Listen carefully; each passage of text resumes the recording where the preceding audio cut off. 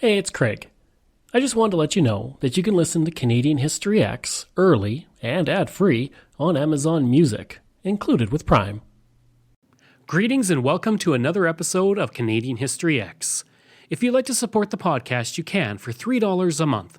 Just go to patreon.com/CanadaEHX. You can also donate to the podcast by going to CanadaEHX.com and clicking Donate.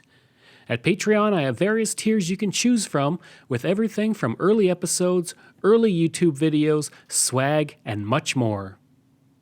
Don't forget, I also have two other podcasts out there, Pucks and Cups and From John to Justin, which release every single week. Today I'm talking with country artist Alexis Taylor, who recently released a new single called Getaway. We talk about her new single, her upcoming EP, and much more. So let's get right to the interview. First question, how have you been the past year with COVID? It's been quite an interesting ride, to say the least. It's just been, luckily I've been able to spend time with my family, but it's been tough not being on the road. So, yeah. I imagine. Now, Getaway is you recently put it together. How did that song all come about? Yeah, so that song I wrote a little bit earlier last year, and I was in quarantine. I was stuck in my house in Canada, at my parents' house, and not being able to go on radio tours, go on the road, perform, anything like that. I was like, oh man, what I wouldn't do for a vacation. And so I started thinking a lot of the times we tend to think of a vacation as, okay, we're going to go to Florida or we're going to go to Mexico or whatever. At least that's what it is for me and my family. Mm-hmm. And so when we couldn't really do that last year, I thought, maybe a vacation isn't necessarily about one specific location, but it's about the people that you are spending your time with. And so that's how I kind of came up with the idea of Getaway. And yeah, I just think it's a song about kind of realizing that the people that you're with are sometimes the best way to kind of escape reality for a while rather than a specific place. What do you hope people get out of listening to the song? Like you said, you kind of mentioned it, the vacations of the people you're with, but people listening, what do you hope that they get out of it, especially during this time where we're all, like you said, locked down and dealing with a pandemic?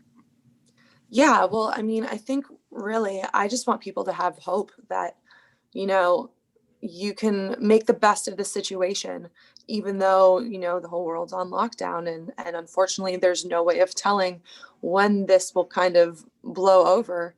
I just think it's really important to just really try to make the best of things and focus on the positives in your life as opposed to the way that things used to be, and the fact that a lot of us aren't able to make that getaway from the world that we're living in right now. So yeah.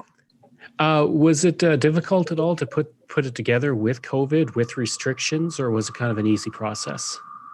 It was a little bit more difficult. My producer ended up, I guess, having a COVID scare. He didn't end up having it, but he had to shut his studio down for 2 weeks. And so he had to postpone things a number of times.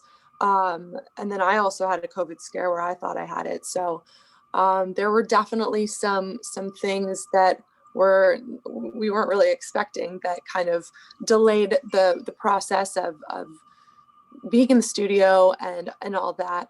But more or less, I think I got lucky that I did record it when I did because with everything going on, you never know. One day they're going to say, yep, everything's open. And then the next It's like, okay, everything's closed. So I got really lucky. Has it been difficult this year not being able to do live shows and interacting with fans the way that you normally would? Yeah, definitely. I have been going on the road and playing shows for a number of years now. And it was just so not depressing, but I was just I was hurt when I had to go through my website last year and just slowly cancel all of my shows and break the news to my fans and everything. And it was sad for me to have to do that. And I think that because I had to cancel a lot of my shows, I decided to try to work on different ways that I could still connect with my fans.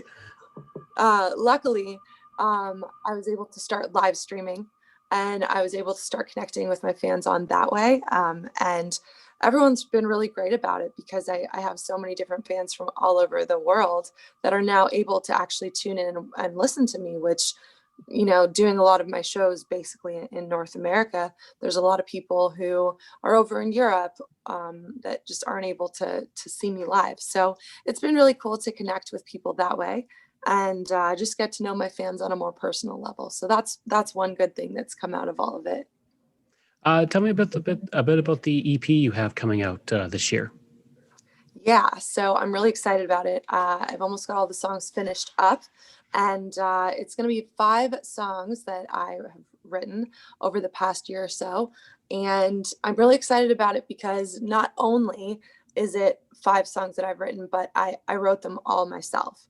And I know that co-writing is really important when it comes to songwriting and just music in general.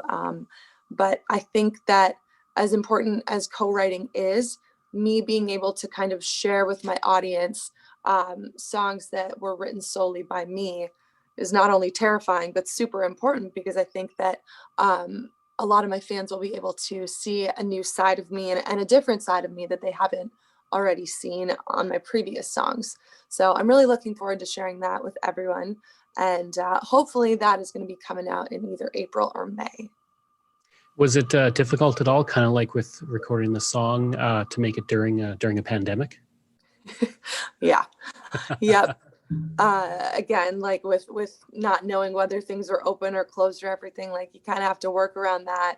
And then just like being able to schedule wise, trying to get everything in order and make sure that everyone's free and available and not sick. That's always a thing. And I mean, it's interesting having to walk into the studio now with a mask, and you've got to wear a mask the whole time unless you're doing vocals. So it's been different, but still really exciting process, and definitely looking forward to how things turn out. You mentioned that this will show a new side of you to your fans. What kind of tone do you hope, or message do you hope your fans get out of the album? Um, I don't know if there's necessarily a message that I want to share with my fans, but it's just basically a collection of 5 songs that are just new experiences that I've kind of gone through over the past year or so of my life. So being able to share those situations in my life, and just different hardships that I've had to go through and struggles that I've had to go through, and then also the good things in my life that I've been able to experience. I think that's really what I'm wanting to share with my fans, is just all the things that have happened in my life that I know other people have probably gone through too, and really just share that through all of it, like, we're gonna be okay, and that tomorrow is a brand new day, and the past is in the past, and to just really focus on the here and now. Uh, has COVID shown us the importance of arts in our lives? Just with everything from being able to stream TV shows, reading, music, just to kind of keep us sane during a year-long pandemic or more. I think for me, at least, it has. I know for a lot of other people it has too. I think that through all of it, if anything, music has still been able to connect us. And even with like TV shows and movies and whatnot, like, that's still things that I'm able to do with my family, and you're still able to talk about that kind of stuff. Oh, like, this new show came out. Oh, have you seen it? And like, those are the little things that, like, we can look forward to still. And at least I look forward to when new albums come out, or when my favorite artists release new songs. That's definitely been something that I've been able to talk about and look forward to with my friends and family. You mentioned the EP coming out most likely in April, but is there any other things that you're working on, or anything that you have planned going into 2021? As best as you can say, again, with COVID, who knows? Yeah, well, I've got quite a few shows actually that are booked. I've really been working on trying to get back doing live music safely, of course, but trying to do as many bookings as I can in a lot of new cities. So I'm really looking forward to that. And I'm hoping to be doing a lot more writing, co-writing too, and just trying to expand my musical knowledge and as much of my guitar playing and piano playing and singing abilities as I can. So that's really what I've been trying to set up for this year, and what I'm going to be definitely looking forward to this year as well. And then the last question is just how can people find out more about you, your website, social media, where they can follow you, where they can get the song and eventually get the album come spring? Yeah, so my website is just alexistaylormusic.com. That has all my socials on it, so you can definitely check that out. I've got my tour dates coming up on there, and when my album comes out, I'll be posting that there as well. But then also you can basically find me anywhere you can find music. It's just Alexis Taylor. And Getaway is my most recent song. It's going to be on there. And other than that, just Alexis Taylor on all my other socials. I hope you enjoyed that interview with Alexis Taylor, and if you did, please leave a rating and review. If you like, you can email me at craig@canadaehx.com. You can visit my website where you'll find hundreds of articles on Canada's history as well as all my podcast episodes. Just go to canadaehx.com. And again, you can support the podcast for as little as $3 a month. Just go to patreon.com/CanadaEHX, just like all of these wonderful patrons have. And I apologize if I mispronounce any names.